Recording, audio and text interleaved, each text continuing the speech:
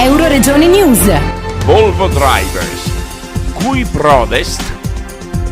Alberto Netti, voce e chitarra e autore dei test, Alex Marinkovic al basso, Luca Quarnial alla batteria. I Volvo Drivers propongono da sempre le loro canzoni in lingua italiana, utilizzando a volte anche parole molto forti e incisive, con l'idea di arrivare all'ascoltatore in modo diretto. Il tema principale dei brani ruota sulle problematiche sociali causate da chi comanda l'umanità nell'ombra, guardando il problema da dentro in modo introspettivo e personale che trascende l'esperienza sociale. Da qui l'idea del titolo dell'album, Cui Prodest. A Panteanicco di Mretoli Tomba, presso gli Wings Recording Studios, abbiamo presentato il nuovo CD contenente una dozzina di brani e il primo video relativo al brano Ossessione Ciclopica. Ancora una band rock da Monfalcone, dal Friuli Venezia Giulia, pronti a conquistare e convincere senza dubbi, senza inglese, con parole chiare e temi convincenti.